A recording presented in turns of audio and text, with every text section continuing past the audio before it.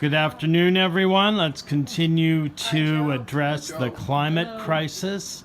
Sean, lead us off, please. Okay, new developments this week in the climate crisis. Of course, we heard from our president, who, what can I say, is not as smart as a fifth grader when it comes to deciding what causes climate problems. He attacked the crisis with his usual, what would you call it? Fervor. Grace. I'm trying Psychosis. to think of a word that isn't too bad. You know, this is a book that I want to talk about some of the things in it. Life Without Plastic. 8% of the world's oil, natural gas, and coal is used to make plastic. Yet it has become one of our biggest polluters. The ocean, the earth, everywhere.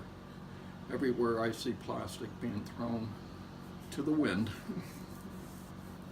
Some of the other things. I just saw a report last week that even the bigger and smallest marine animals, when you open them up, they have plastic particles within them. Right. They have not been able to find any so far that does not. This book addresses that also. Some of the stuff that we have, some of the products like just toothpaste, has micro beads of plastic in it. And Yeah, we're all absorbing the plastic too. right, and it, and it's a cycle. What goes down the drain eventually comes back to us in something else. Especially, it gets into the watershed, gets into the ocean. Small, big, large. Whales think it's plankton, and they consume it. Other fishes consume it, thinking it's eggs and things like that. That's one thing about natural systems, they're all interconnected. Right. So when we add something artificial into those systems, it really just carries the whole way through. And I don't think people understand that completely. No, they don't.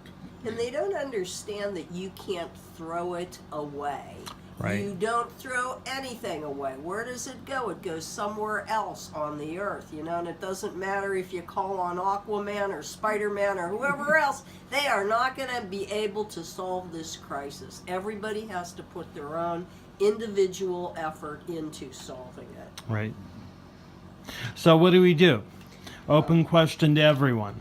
Yeah, I was looking for this study in here. There was the folks that wrote this book did a study of U.S. and German young people. I think the ages were approximately 12 to 14 years old, and they sent them to their medical doctor. There was blood work done, and there's there's trace amounts of plastic in our young people's blood now too, just from ingesting all of the plastics that are in water now, that are in our food, to have clothing that your skin is rubbing up against every day that has plastic in it.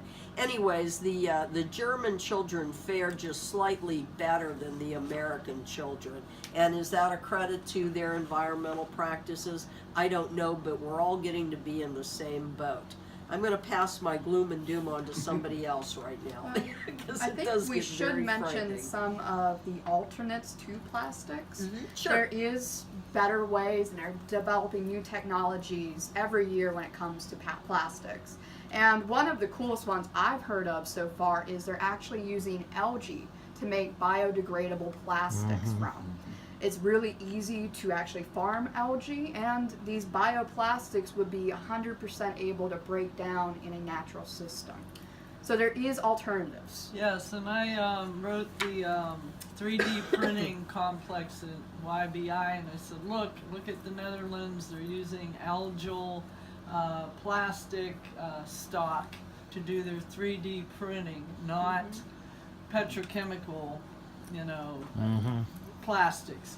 But yet our state, the state of Ohio, state of Pennsylvania, state of West Virginia, all the people taking the money and stuffing it in their pockets have agreed with China Energy to let them come in and build the PTT petrochemical plant to make plastics from fracked gas.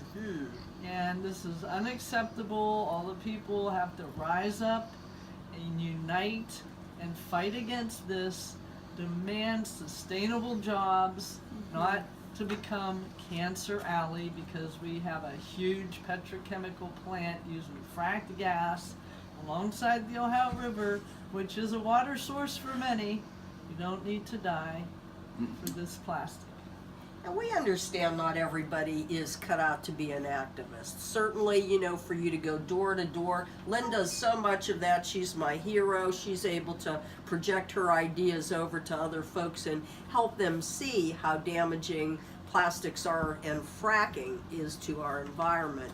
Not everybody's cut out to do that. So in selecting alternatives to plastic, things that you might find in this book, we have sources like bamboo also. We have products that are made out of mushrooms, for heaven's sakes, you know. We have paper products. We have all sorts of alternatives to plastic.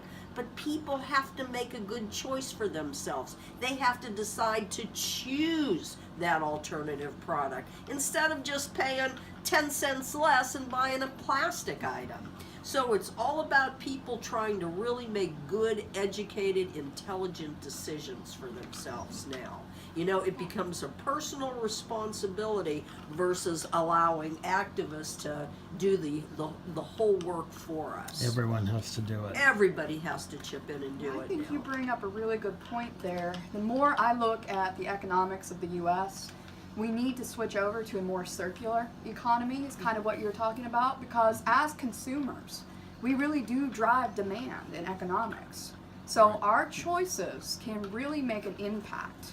And going back to what Lynn was talking about, I mean, this Green New Deal that so many of the more progressive senators and congresspeople are talking about, that's what we need to lean towards. No more cracker plants for plastic. We need to go green. We need to go sustainable energies. We need to go biofuels and, you know, algae for plastic and mushrooms even.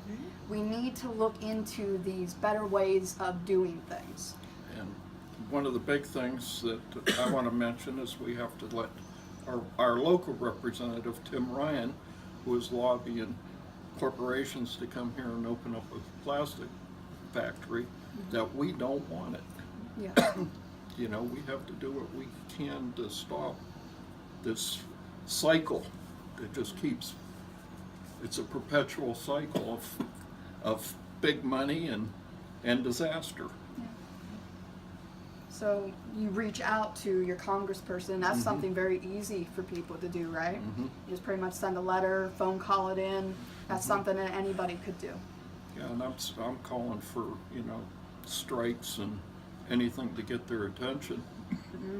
Because it is critical, it's become critical mass at this point.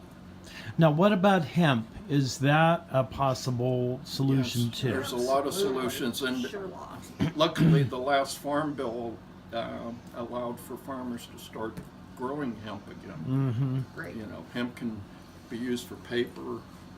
I think the It's very Constitution of the versatile. United States is written on hemp. Yep, we have to break It the used to be, what stranglehold. was it, the $10 bill? Ah. On the back showed the farmers harvesting hemp. Yeah. Yeah. I think it was a Check 10. it out. We have to go back to that. I think the most important thing is, though, people, don't be afraid of change, you know? We all know we're going to have to make some changes now for ourselves. You can't be afraid of it, though. You have to embrace that change, and you have to say, this is collective. This is everybody's in the same boat, and we all have to try to work towards the betterment of this earth. Well, there is no plan B, right? There is no other planet. There's nowhere Right. else we can Right. go to. This is it, folks, you know? So don't be afraid of change. Embrace it and do good things for yourself and for the generation that's coming up. Thank you, Chris. Thank Okay, in our last 30 seconds, final words. No One final of the words? Do it. Yeah, do it. Do it. Yeah. Yep, do it. Fight greed. Make your choice. Boycott, one of the biggest, most powerful weapons we have as individuals. Boycott those places Boycott that are with your dollars. promoting. Yeah, Yeah. That's It's right. all about your choice. that's right. Right. Your money. You do what you want with your money and make good choices for yourself. Okay. Thank you very much. Let's talk more about boycotting in future videos. Sounds Teach good, people yes. how to do it. Okay. Thanks, everyone. Thank you. Thank you.